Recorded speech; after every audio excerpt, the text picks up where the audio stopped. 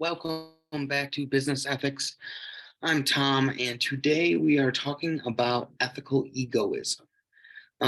Ethical egoism is essentially the idea that our ethical standards, our sense of what's right and what's wrong, is dependent and determined by our self-interest, right?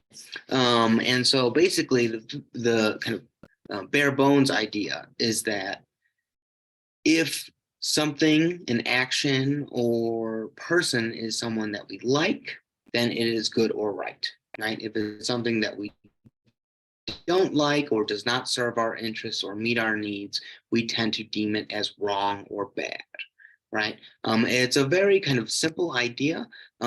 This one is not something that is super popular in the kind of broad discussion of ethics and history of philosophy, but it is something that comes up again and again, and it is something that's very relevant for business, right? As we see, one can think that what you ought to do in a business is pursue your self-interest, usually in the form of profit, right? And also, you could think of this from the standpoint of like marketing or something like this. When you're thinking about customers, you're thinking about what they want, what's going to meet their interest, right? And but uh, James Rachel's, who wrote this article, is really critiquing ethical egoism. Rachel's does not really like this position, but he thinks it is a serious position that needs to be given serious consideration, right?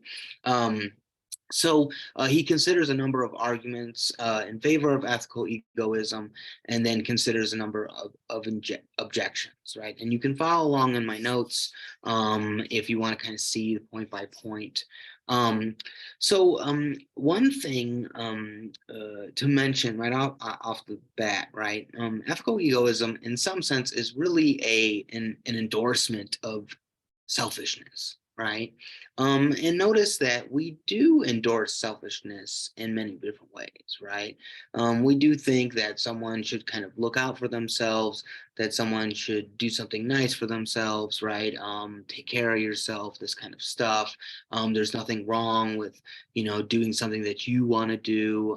And that, in fact, oftentimes we think someone who's not concerned with themselves at all, right, is that's kind of unhealthy, right? So it's not crazy to think that selfishness somehow aligns with our sense of what's right.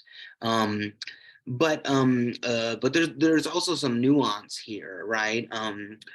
So if you think of what's right or wrong as determined by our interests, there is already, right, a difference between what we think we want and what we actually want, right?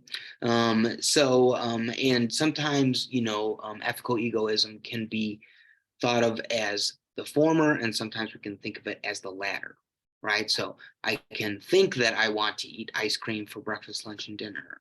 But then after I do it for a few days, I discover that it's not what I actually want, right? That actually what I do want, what my real interest is to have a more balanced diet so I don't feel like crap all the time, right? So that's one thing to kind of recognize at the outset, right? That oftentimes our interests kind of align with our genuine interests, align with what is good for us, right? But also, we should determine or distinguish ethical egoism from psychological egoism, right? Um, Psychological egoism is the idea that people are inherently selfish, right?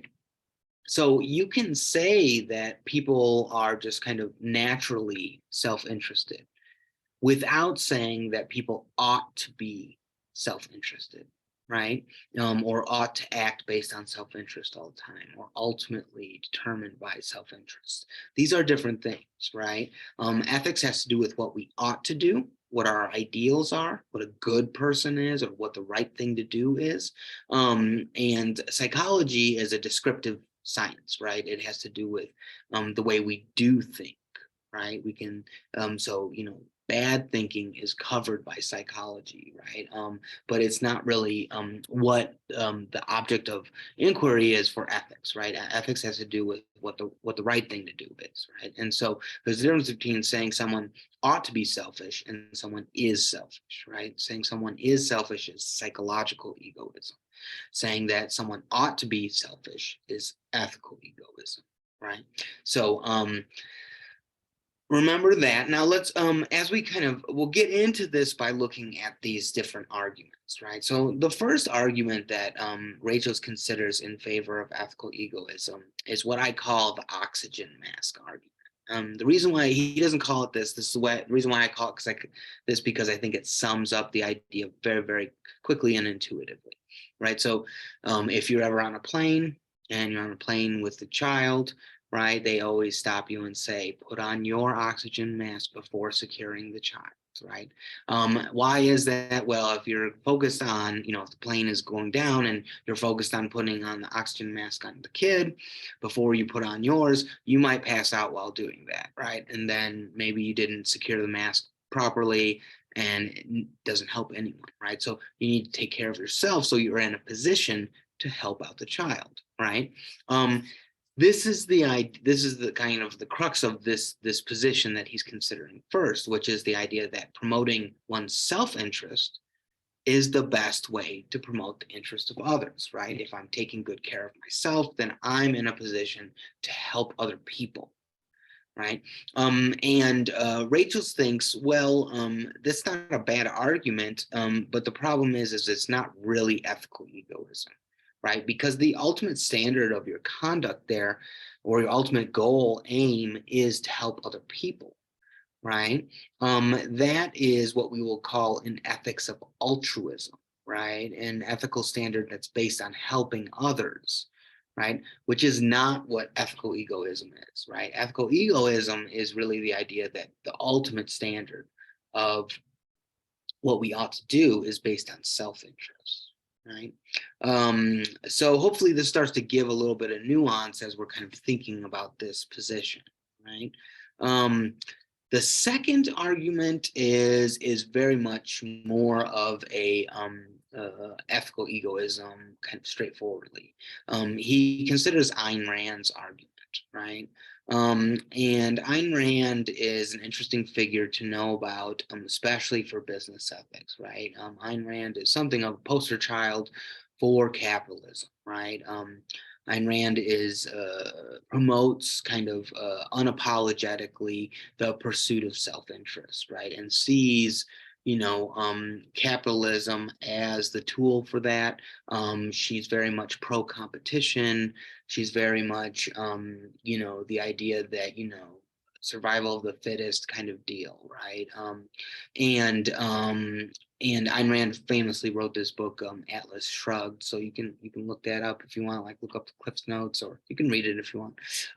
But definitely it's something that lots of business people over the past 50, 60, 70 years have kind of referred to as some kind of justification for, making yet another $1 billion or something like this while people are starving, right? So but Ayn Rand's kind of position is it's really about rejecting what I referred to as ethics of altruism, right? So ethics of altruism is the idea, many positions would fall under this broad umbrella. It's the idea that ethics really has to do with helping others, right? That we should be thinking about the greater good, sacrificing for the community. We should be thinking about our family. We should be thinking about our relationships, and that really our standard of conduct, what a good person or what the right thing to do is really dependent on what's going to help the people around us, right? And that selfishness is bad, right? Altruism is very much the opposite of selfishness. Ayn Rand thinks that this is problematic because it is essentially a self-loathing position, because it's always about helping others and never about helping yourself, right? That's what she thinks. She thinks that if we're always thinking about promoting the interests of others, then we're not thinking about promoting our own interests, and this becomes, in some sense, it's kind of a self-defeating kind of position, right? And so she thinks ethics of altruism is actually very problematic, and so we should kind of jump on board with this kind of ethical egoism, where we totally promote self-interest, and she's very much pro-individualism, this kind of stuff. What Rachel's kind of critiques this by saying that really that Ayn Rand is setting up a kind of false dilemma, right? We either have this kind of radical egoism, or we have this very, very hardcore altruism, self-loathing altruism, and that there's nothing in between. And so we reject the altruism, and so we glom onto the ethical egoism in a very kind of extreme version of this, right? And he thinks that's just not really a good dilemma. There's lots of middle ground, and she doesn't really consider that kind of stuff, right? We will return to the Ayn Rand position as we kind of go through. It's very relevant for business ethics, as I mentioned. The third argument that he considers is more of a nuanced one, and it's the idea that egoism or ethical egoism and self-interest can be a basis for common sense morality, right? So this is the idea that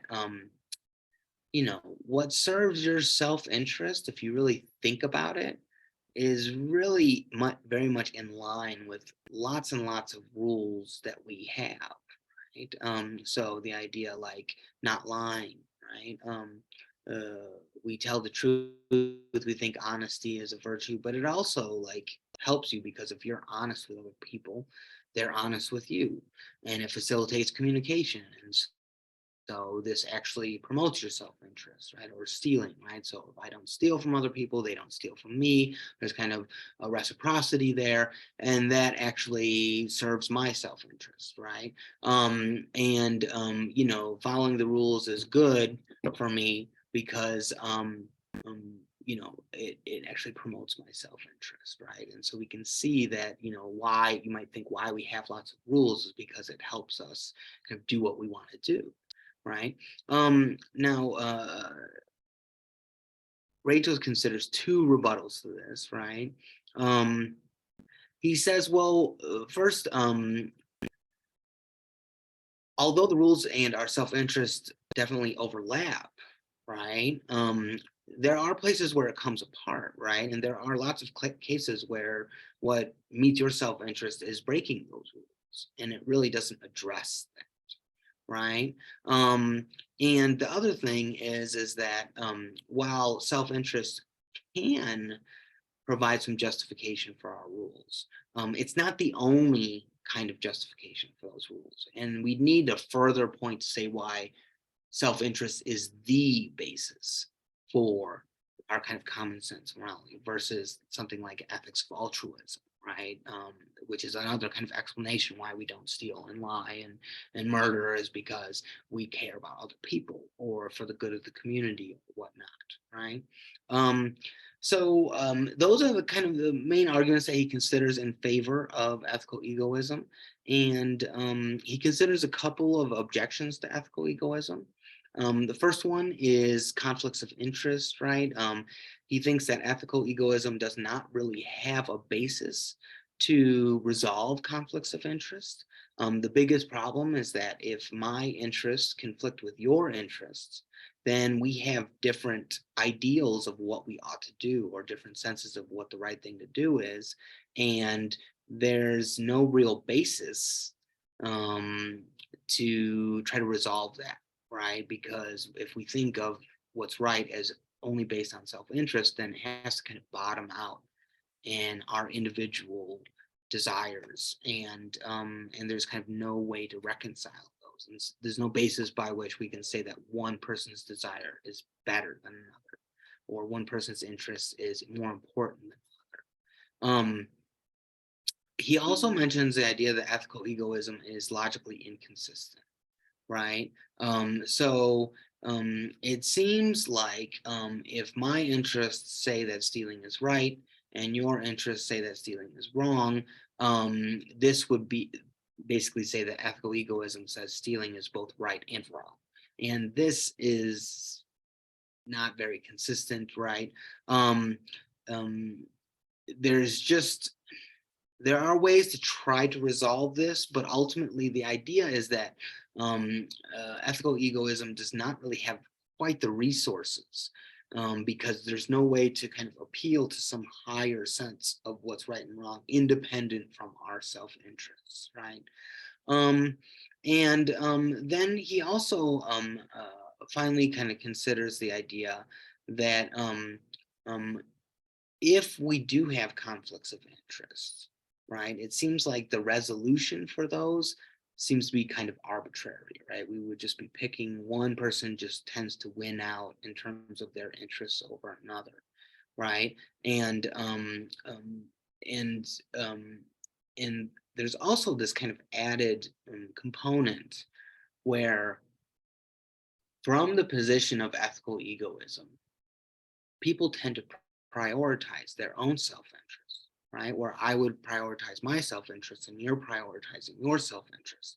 And it's really unclear why one can do this, or on what basis, right? So ethical egoism, another way to put this is that it kind of just stipulates arbitrarily that the first person's kind of interests are what are most important, right? Everyone has self-interest. Why should I prioritize my own, right? It seems like this is very intuitive, but it's not really clear why I would do this, right? So a good example is that, think about someone who's a parent, right? They might think that they should prioritize their child's interests over their own, right? Ethical egoism would say, no, you actually should prioritize your own. And you might think, well, based on what, right? Why should we do this? And this actually leads to a lot of interesting kind of catches, especially if you want to juxtapose ethical egoism against ethics of altruism, right? Which is what we'll be talking about quite a bit during this semester. So that's it for today. We will talk again soon and continue our discussion of ethical theories. Thank you.